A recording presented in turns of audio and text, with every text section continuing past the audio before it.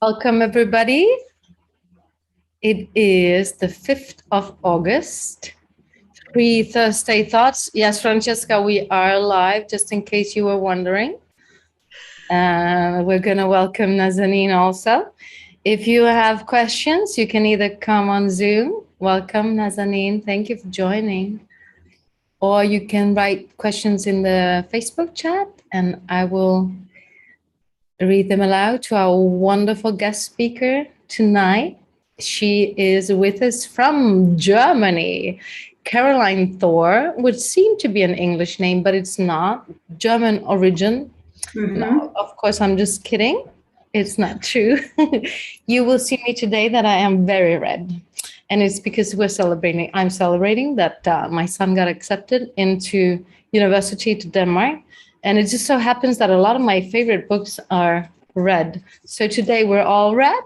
And I actually thought about, when you have kids at home and they're homeschooling during COVID, it doesn't really matter, I think, if they're 6 or 10 or 12, because often they will make you go this color. Am I right, Caroline?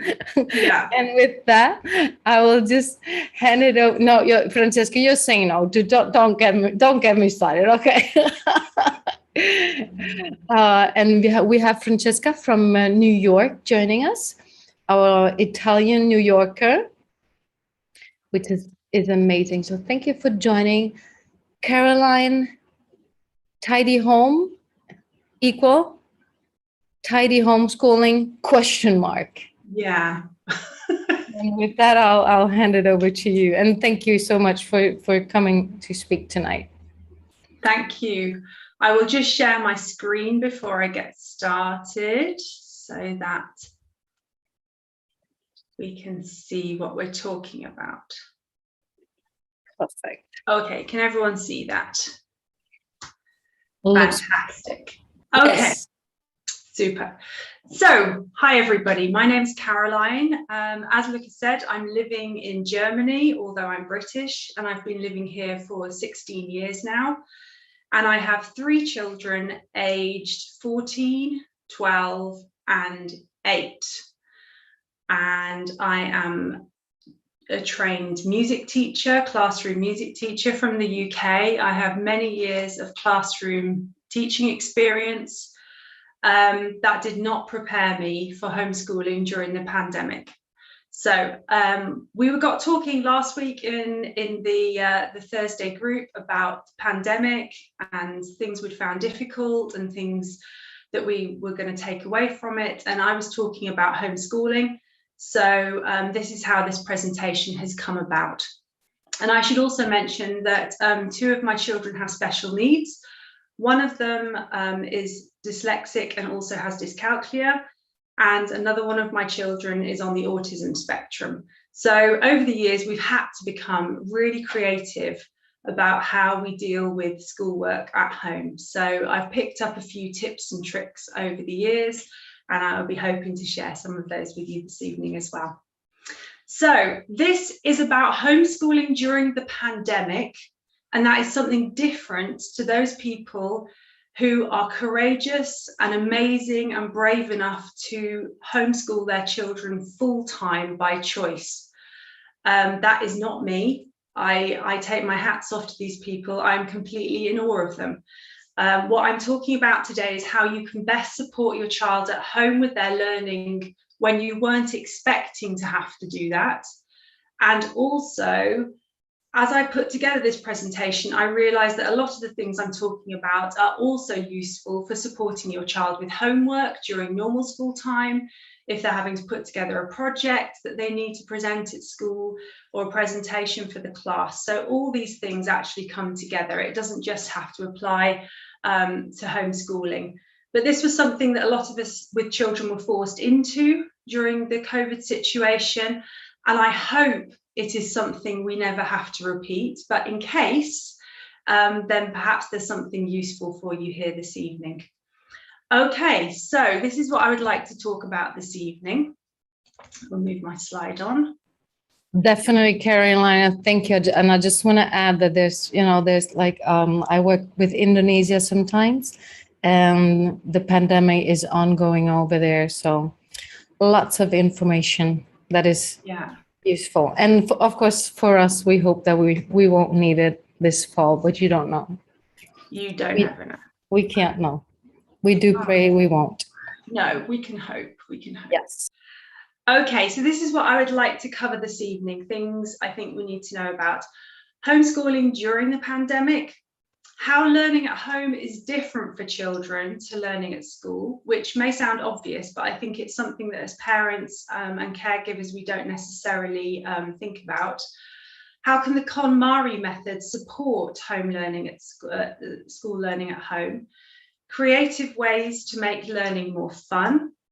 And how can this impact then generally on family life? Because I think it can have some amazing advantages. So homeschooling during the pandemic, did you survive? Did the kids survive? I actually made a comment, I think it was last week, Lykke, in one of your presentations, where I said that the thing I was most grateful for about the pandemic and homeschooling was that I hadn't killed the children, because I think we were all under so much stress and pressure being put into this situation, and for the children as well. So we had the sudden onslaught of technology that we'd never had to deal with before, that the children had never had to deal with before.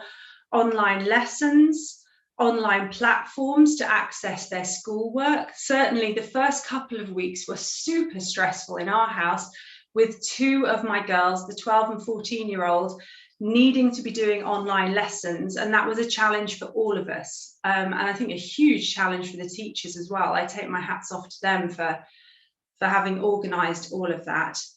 And then we had little ones that perhaps are primary school age, who were suddenly finding themselves in a situation where they're having to learn at home with mum or dad or grandma or whoever was available, or perhaps nobody. And that was a very, very different situation for them than they were used to in the school environment. So this is pretty much how I was feeling for the majority of homeschooling time. I was tearing my hair out. It was fraught. There were arguments. There were more arguments than there were calm moments, because even though I am a trained teacher, my children do not believe, as I think many children don't believe, that their parents can actually teach them anything. If I give the example, my daughter is learning cello. And I'm sorry, Caroline, I have to butt in. It's like, I think you said something very, very important.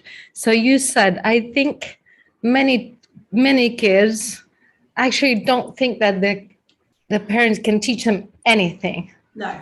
I think I want to ponder that phrase for the next week or so. So thank you for that. Yeah, so I'm a trained cellist. My daughter's learning cello, but if I try to help her with her cello practice, I know nothing. I am doing it wrong, if there is a wrong way to play the cello.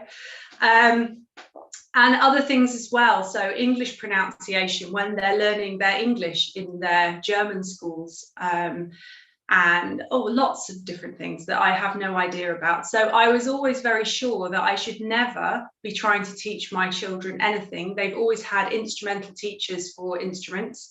They've had extra math teachers if they've needed extra math help. It just hasn't worked over the years with me supporting them in any meaningful way. And then we find ourselves in the situation where we need to do this on a daily basis with no external support, because there isn't anyone available to come into the house because it's not allowed.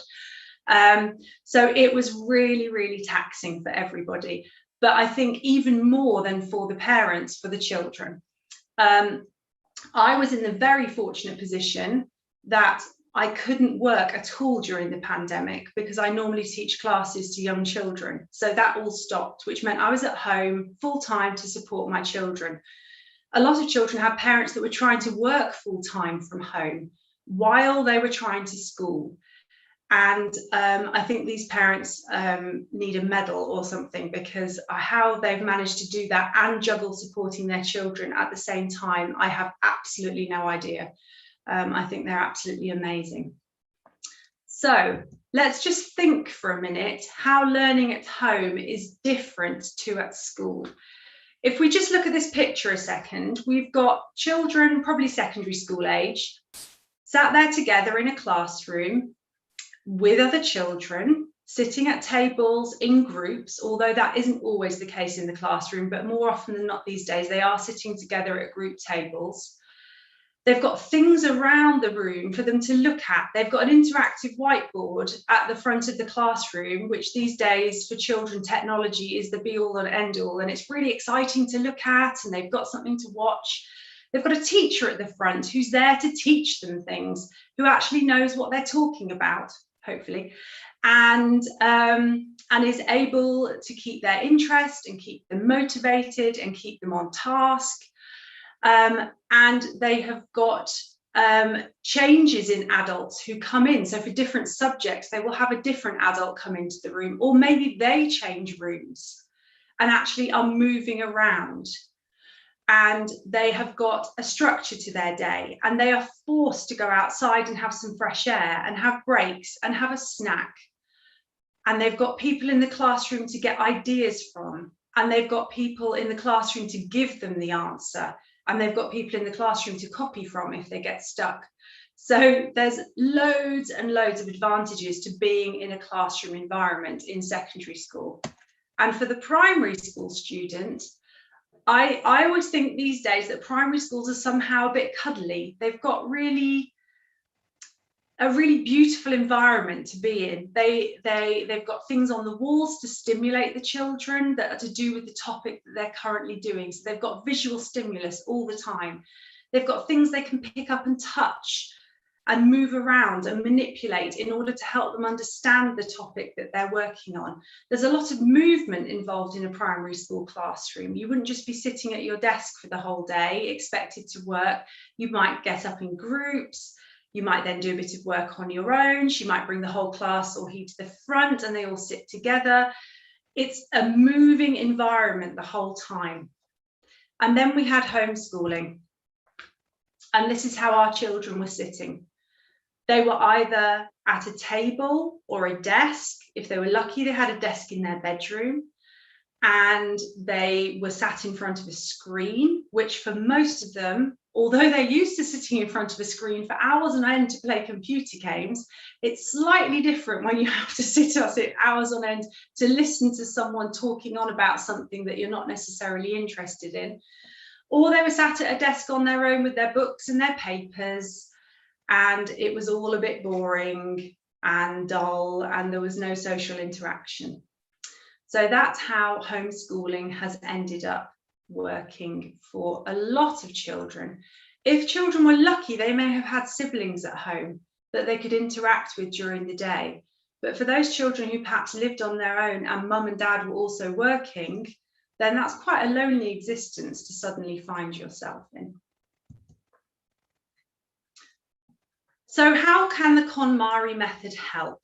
This is a picture of our cupboard in the cellar, which has got spares. We call it our spare cupboard. So there are spare books and spare covers and spare folders and spare pads of paper. And if any of the children need anything, they know where to go and get it. They don't have to ask me, they're self-sufficient.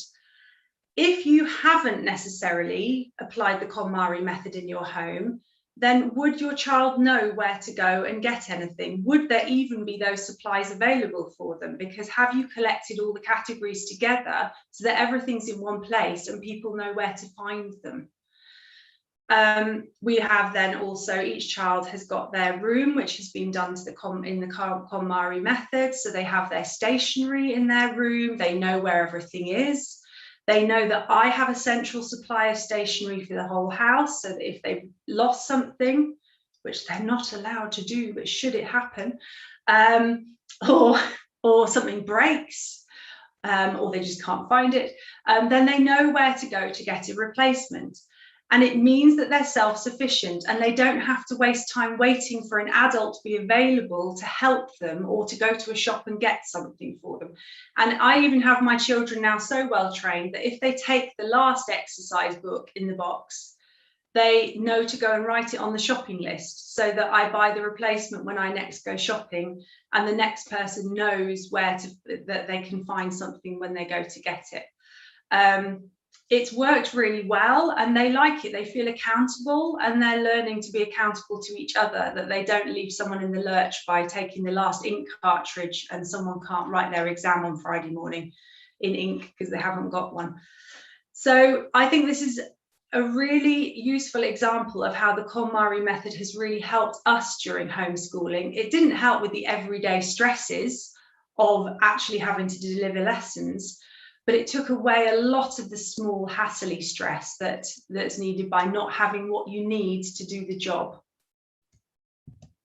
Caroline, can I ask, I don't remember if you already studied how old your kids are, and from what age would you think they're able to be as, as independent as you just said? That it's a huge accomplishment. So my compliments also to the kids. Thank you.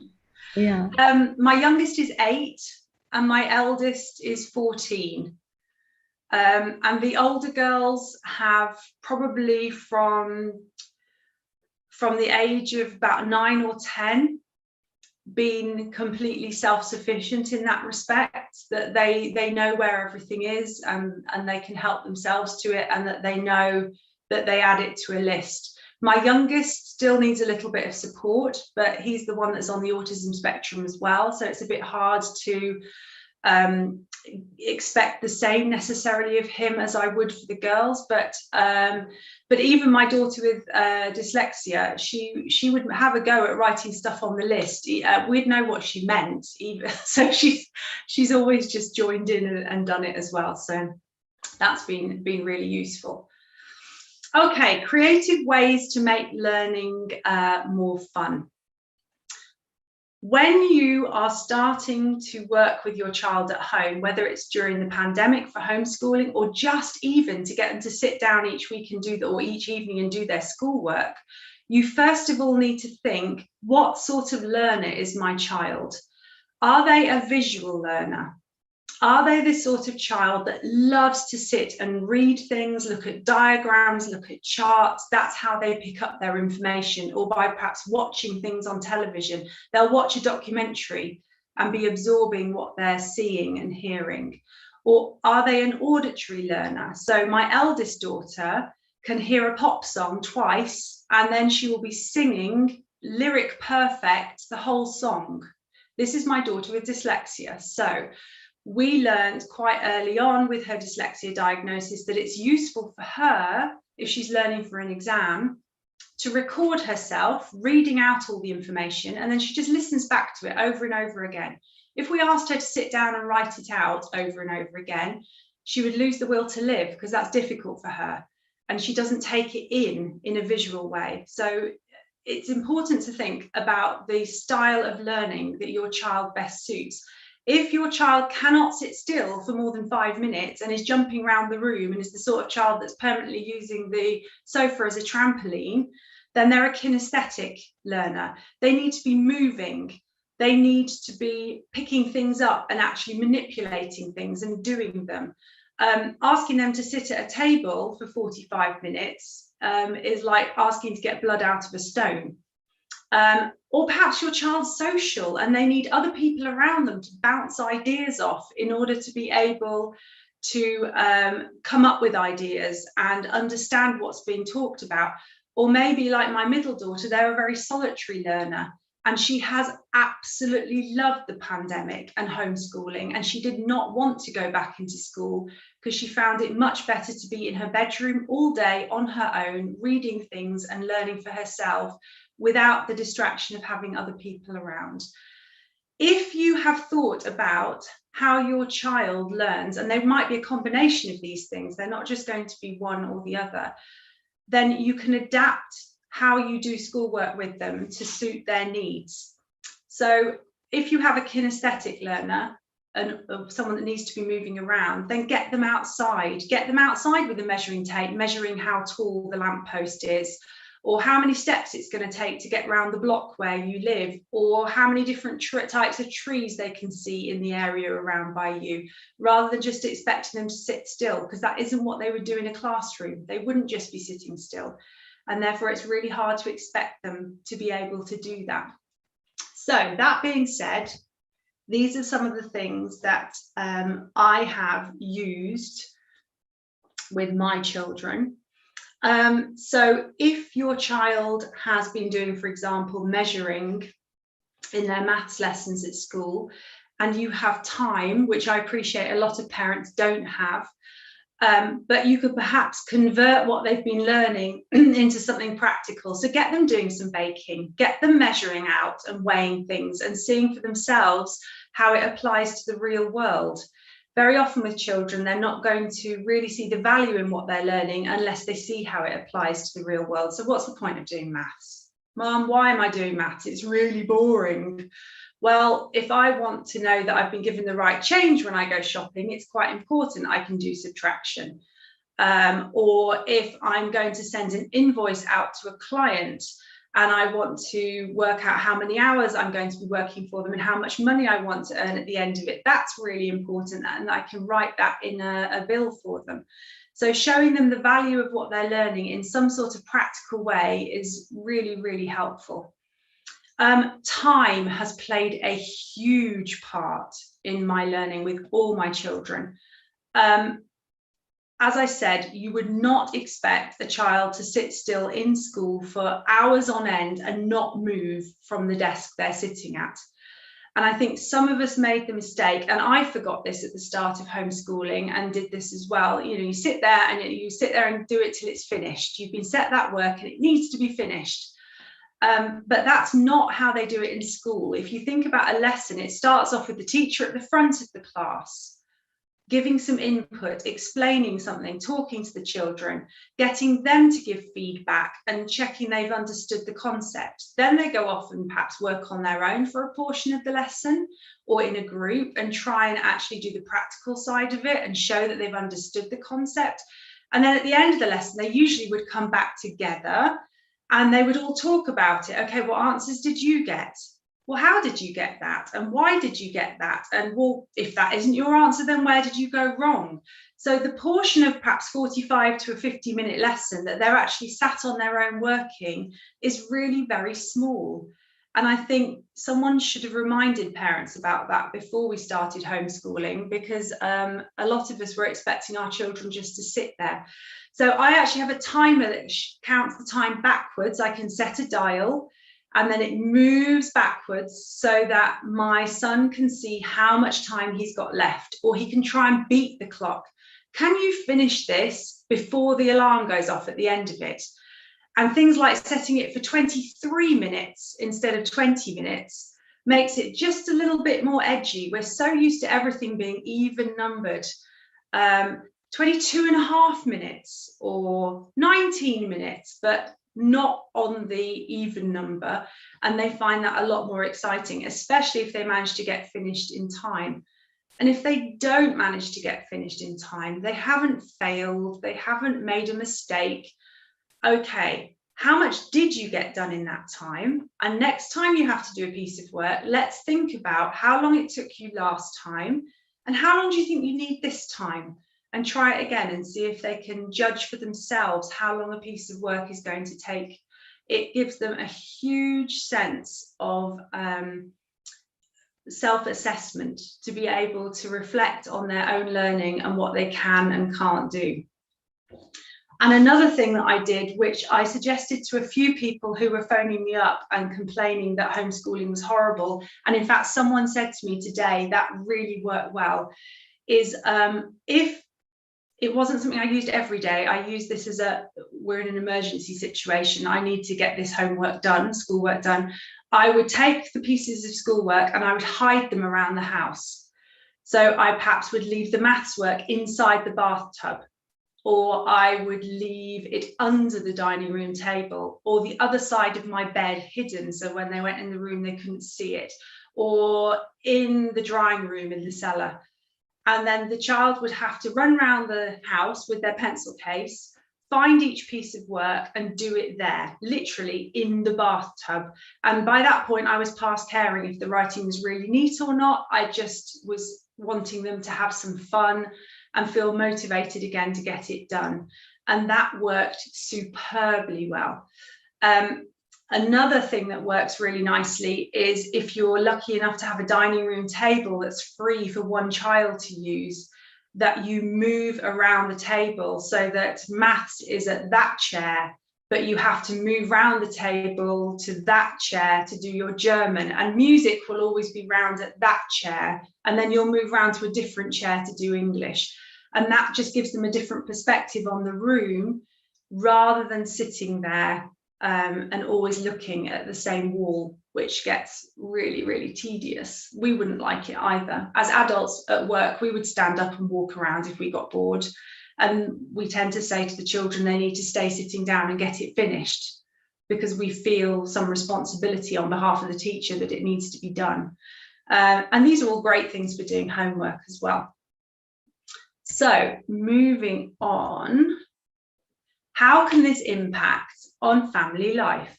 Well, I think if you have taught your children through the KonMari method and through the skills that you have delivered in helping them with their schoolwork, you are teaching them time management, you are teaching them their own limits, and that they need to give themselves regular breaks and not to expect to just sit there and work through, and that actually that's not necessarily the best way of doing it. They will be self-organized, they will have a sense of purpose and self-confidence, and these are all amazing life skills for going forward. And I really firmly believe that this is what the KonMari method delivers to families. It gives children a sense of ownership when they're pulled into the system as well, into the method. And it gives them life skills going forward. They will leave you for their future lives when they go off to university, Lykke, and they will know how to organize their space and how to keep their things and how to leave things so they know they can find them when they want to go out, like the car keys and stuff like that. And I think these are all amazing skills for our children going forward, and that life learning doesn't have to be boring. You can make it creative, you can make it fun, and you can still learn while you're doing that at the same time. So I have two people I've brought to show you today. I can't actually see me on the screen, so can you see her? That's Marie. Here is Marie. Karen, do you want me to take your screen sharing off so we can just watch you? Yeah, you can do. That would be good. Thank you. You're welcome. There you go.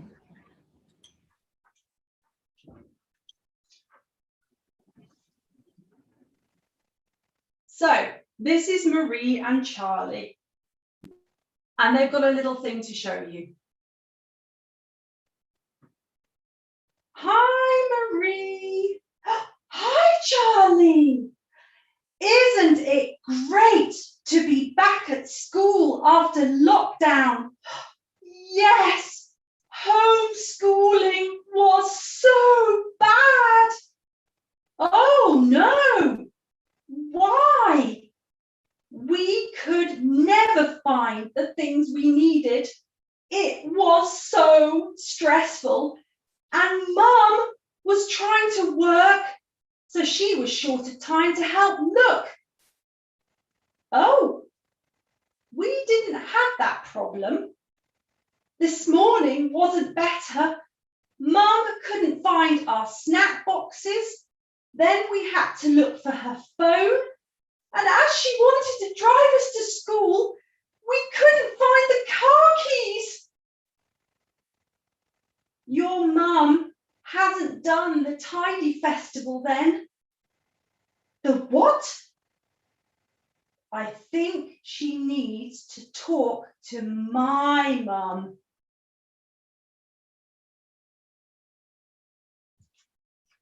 Oh my goodness. Thank you, Caroline.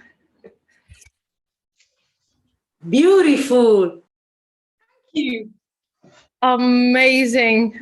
Oh my goodness, you took me back because she told me before and I was like, yes, please. You took me back to Sesame Street and a Muppet Show and amazing. Well, that was your idea, Lykke, because you had that idea a few weeks ago when you spoke to me that I should do something with children. So definitely. There's an actress hidden in you also. A big heart, a great teacher, and an actress. You have a lot of creativity, Caroline. Thank you. Nadine, do you have any questions about the VAC principles? I totally love them and adore them. I talk about them when we talk about presenter skills. That is really important to be aware that you are speaking to different people and that they have different learning styles. Yes, and that goes for children too. Yeah, I just wrote the name actually because my son is 2, so we're not there yet. But still, he's one of those that doesn't stop moving. So since he's born, kind of. So yeah, I guess I know right now what type of a learner he's gonna be. And Caroline, do you have it? Because I'm trying to visualize 3 kids doing online, online learning. How did you juggle that they all had to sit? Or how many hours did you do? If somebody is in that situation, how can you kind of help them? We were really fortunate that we had 2 spare laptops at home. My husband happened to have been given some by work in the last few years, and we had them. But I know for some families, they were sharing 1 laptop between 3 children. And when you've got timed online lessons happening where the child's meant to be present, and then perhaps that coincides with the time another child's meant to be online, it gets really, really difficult. So we were fortunate that our girls were able to be in their own bedrooms, and we're fortunate that they have their own bedrooms. And it was a bit of a luck, we were in a really, what I say, a luxury situation that we didn't have the struggles that other people had. And I know my husband had some people who, when he was doing conference calls or video calls, they were working from their dining room table, and their child sat at the other end trying to do their schoolwork as well. I mean, it's just an impossible situation for everybody. So we were very fortunate in our house. We moved just before the pandemic. So we spent the whole pandemic going, yes, that was a good decision. Timing. Or not having an outside space to be able to throw the kids out. I mean, we have a very small garden, but we have a trampoline in it. So at least we could throw our son outside and go and bounce on the trampoline. I had a timer every 20 minutes, out, go and bounce. And then I'd call him back in and we'd start again. He had to do that moving around, otherwise it would have been an absolute disaster. They need to burn off some energy. But for those families that were stuck in an apartment with perhaps even no outside space, that's really tough. Then you have to get creative. Yeah, definitely. You have to do things like assault courses around the living rooms. They have to try and get around the living room without touching the floor on all the furniture, or the floor is lava type thing.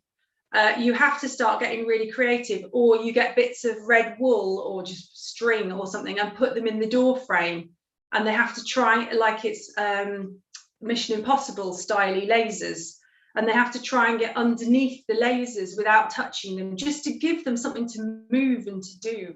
And the lasers get lower and lower and lower and at different angles until they're trying to fit through the bottom corner crack. And when we've done things like that on rainy days, but that's, I think, how a lot of people have probably had to survive. But then a lot of parents were working. So how do you do that sort of stuff for your kids while you're trying to work? It's impossible, absolutely impossible. So, and the other comment I didn't make during the presentation, which I had meant to, was obviously the older the child, the more independent they are. And you tend to start going, okay, have you done it? Good, right, okay. And you don't ask to see it. And I've heard of situations where for months on end, the child's been saying to mum, yeah, I've done it. And school haven't been getting in touch. And the child's done nothing in that time.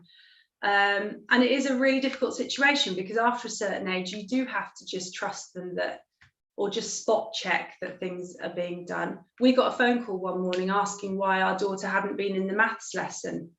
But we were lucky our school was checking up on things, but a lot of schools didn't. So but they didn't even have the time, the balance between, wanting to be sure and trusting them. It's a really difficult one. Some of the tips that we were giving down here was like to make a very neat distinction between where they were like playing and where they were doing schoolwork. But of course you can do that if you have the space to do it. And if not, like be okay, now it's school time, work time, and now it's playtime. But I actually like the way that you combine it. So it it's not as rigid and it gets fun. So it doesn't seem like, okay, now you're working and it's really boring and it's school and now you can play, whereas you make it lighter. And I love the Mission Impossible thing. Like, I don't know, you get to play Mission Impossible after you've done math, or we can calculate the height or whatever. That is really interesting. Another question, Caroline, and you, the ones that know body language, like they already know where I'm going. What would be like a start out tip? Let's say some families were listening, and they're like, okay, we don't have all our supplies in one place, and I don't know if if I was supposed to find my kids' books or whatever, I wouldn't be like, okay, I'm going to that shelf in that room and so on. What would be a couple of tricks just to get started? Be like, okay, let's say we're kind of stressed because we're still, some are still half in lockdown, some are not. So what could be like a couple of emergency tricks just to get a little more tidy, a little more organized with workbooks, pens, just to get started with tidying? I think it's helpful if everyone has a stationary amnesty, like you have a gun amnesty where everyone has to hand their guns in. Okay, so for the non-English native speakers, like a stationary amnesty, for me, it sounds like something international politics, and I know that it's not. So just like So stationery would be anything to do with writing. So for example, paper, pens, okay. Scissors, glue, any sort of paper pads that you might have. And an amnesty just means you have to hand it in. Because I don't know about anyone else's house, but you can have a central place for pens and pencils, but when you need one, they've all been taken and no one's brought them back. And it's like that time when you're on the phone and they say, can you write the number down? And you go to the place where the pen is and it's no longer there because the child. And that's why you get this color, right? Yeah, exactly. So I think if everyone goes to their room or their space or wherever it is and brings back everything that they can find that has anything to do with that category, and as a family, you KonMari stationery, writing things, and you sort them and you make sure that pencils are all together, coloured pencils are all together, because that's different to pencils. That someone, perhaps your youngest child, is responsible for sharpening them all so that they're all ready to go. We do that once a year. We have a maths sharpening session where they sharpen all the pencils so they're ready to go. I think that the kinesthetic child would love to do that. It's like exactly. And then agree together as a family on a central place to keep them all, and that everyone knows where they are and where they can go and get them from. And it's a bit like having the plates and everything you need to set the table at a height that the children can use. So if you've got a 2-year-old, that your plastic plates and cups are where they can access them and they can be involved and also help set the table or empty the dishwasher.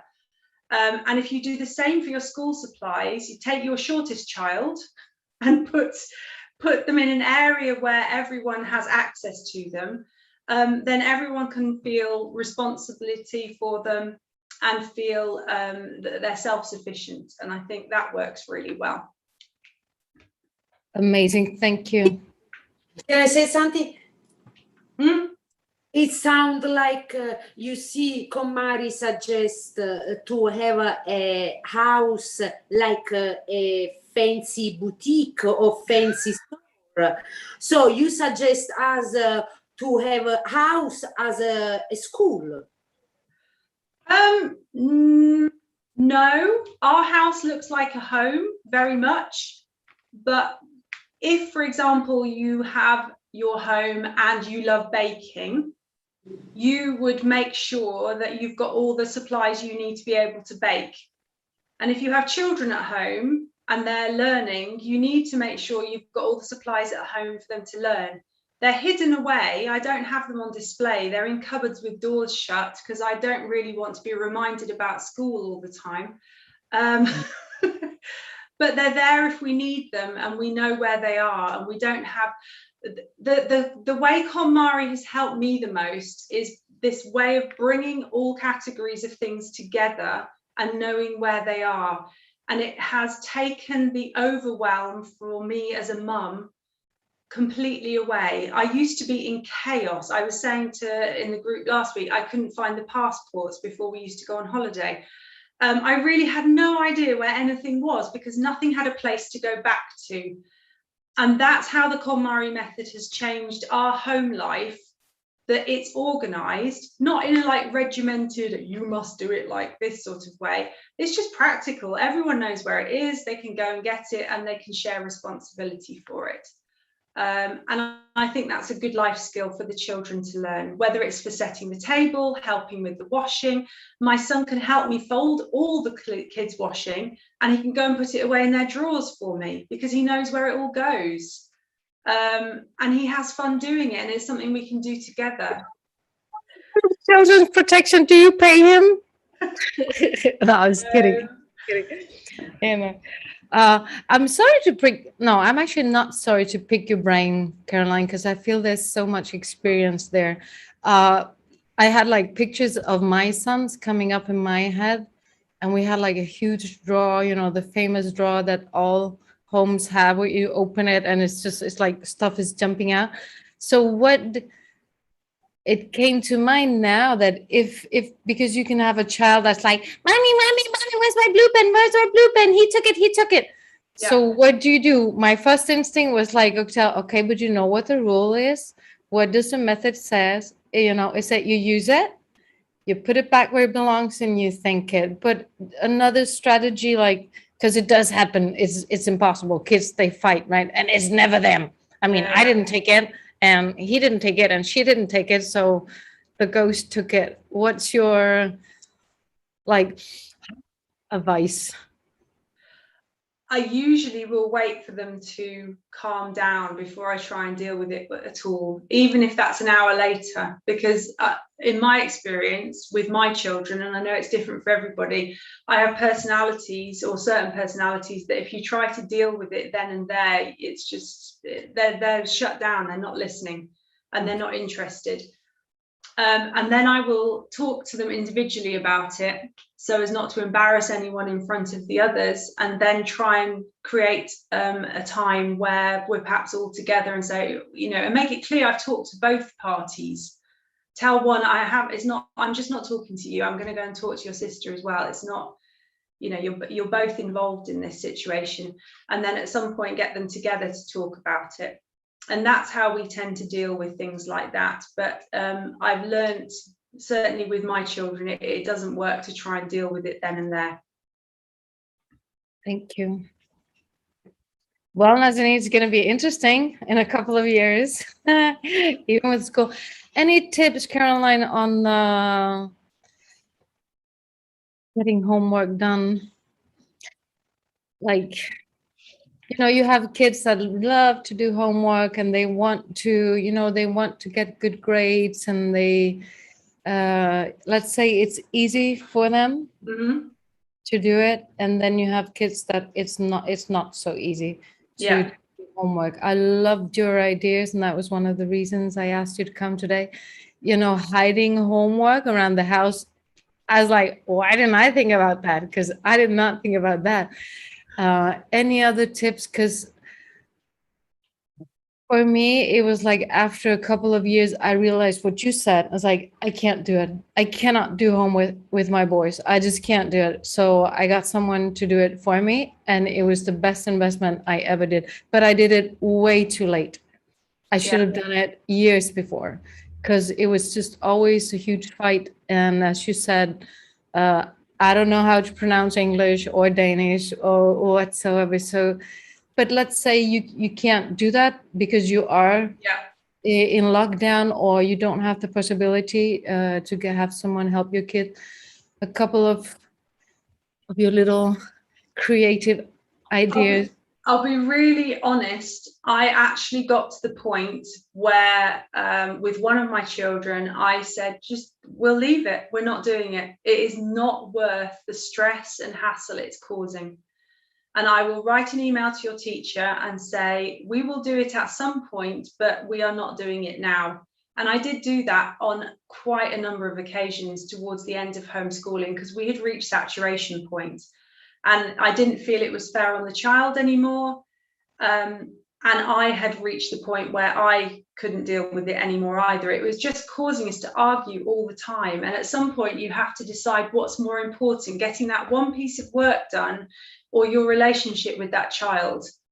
And and then I was advocating to other parents as well that they should do the same. I'm sure the teacher was getting fed up with all these emails saying we're not doing it. Well, it kind of, it warms my heart somehow. I kind of little like feel warmy, because we've never been in a situation like this, never. And nobody's taught us to deal with it. And, even like you said, the teachers, I have no idea how they dealt with being online. I heard a lot of teachers, and I was like, can you hear me? Can you see me? It was really, it's been stressful. So I actually, yes, just admitting that you can't do it because it's not. Mm-hmm. No. And then they'll have to catch up when they come back. Yeah. I think as parents, we choose which battles to pick. Some things are worth having a battle about, and some things aren't. And certainly, I think towards the end of the pandemic, schoolwork was just not a battle worth having anymore. For the sake of relationships, it wasn't. I definitely agree on that. Well. Any other question, Nazanin? You thinking about the future? And it will be one. I'm hoping there's not going to be another pandemic, to be honest. Yeah, of course. No, but that I'm completely with Caroline. I mean, I was lucky enough. I mean, we had other challenges, because in a 60 square meter home with a 2-year-old is not that easy, and the two of us had to work. We last one day, and then I took day off. I was like, I'm not doing it. But I think I'm with Caroline. It's some battle. You have to choose your battle. And I think I said to everyone, I think if I had a child that would have been in school, I would have just said, you know what, then you're going to make this year again. I don't care. Just let's us have fun. We see what we can do. If you don't have the grades, then so what? Then you do this year again. And yeah, it's not the end of the world. I know the German are very all the time, oh my God, I don't want my child to do that year again. It's like it's a big shame or something. I'm like, it's a pandemic. Yeah. Definitely. Survivor modus, kind of. Yes, and like you said, Caroline, the difference between, having the lesson during a normal class and the teacher is up there and you talk to your peers, and then you might go out and you have a little break. What I could have wished for a little more during the pandemic, but I don't know who should have done it. I'm not blaming anybody. It's like, what is this doing to us emotionally? Let's have an hour a week where we talk about how we're feeling, because we have no idea. We have no idea how this has influenced us really. We might in a couple of years see how it's influenced the younger generation. But even for us, and of course, everybody was different. It was very bad in Italy because like not being able to move from your house more than 200 meters, like when you haven't done it and when you haven't, I've had the non-pleasure of doing the quarantine last week, and it is tough, and it's a lot tougher than I thought to be just in the home. And as you said, I'm fortunate too. I have a fairly big apartment, so a couple of more survivor tools would have maybe could have been useful, but we'll see. Yeah.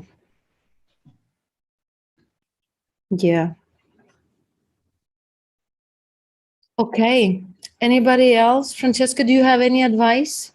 You little KonMari certified consultant too? Look, sometimes I do babysitting job. I work with a lot of kids. The majority, there are very I know you, so I do want to remind you that we are live streaming. Oh, I didn't know you were babysitting. Wow. Yes. I Usually, bet fun. I bet they have fun. yes, sometimes, not all the time, because too spoiled for me, very spoiled kids, new generation, I cannot understand, very, very crazy, but I'm the babysitter, you know, I do everything the mama or the father told me. I cannot cross the line. Sometimes I met nice parents, they give me all the opportunity, do whatever you want, go wherever you want, they give me car, they give me everything. But it's not always easy. So for sure, I do a lot of pizza with the kids. Ah, the Italian pizza. I can't remember if it's like Confucio. Who is it that said like this generation is spoiled and it doesn't have standards, morals? And it's written like, I think 345 or something like that. So I think it's something very normal. Like every generation feels that they are not better, but they're more educated or less spoiled than the generation that comes after. Whereas somehow, somewhere, we have to think that the responsibility for the generation that we're talking about is ours, right? I think they didn't just raise themselves. You, there are parents, guys. You have a huge responsibility. Yeah, yeah. The new generation. That's true. Beautiful adventure, let's say like that. That's true. That's true.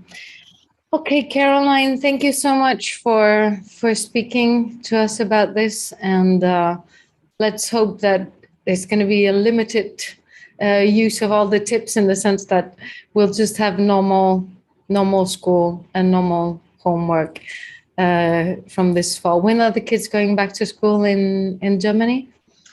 The 13th of September, I think. If that's so it's pretty late. I thought it was earlier. It depends which county, well, which Bundesländer you're in. But where I am, they've only just had 1 week. We've still got 5 weeks ahead of us. We want pictures and videos of the Mission Impossible thing. Yeah.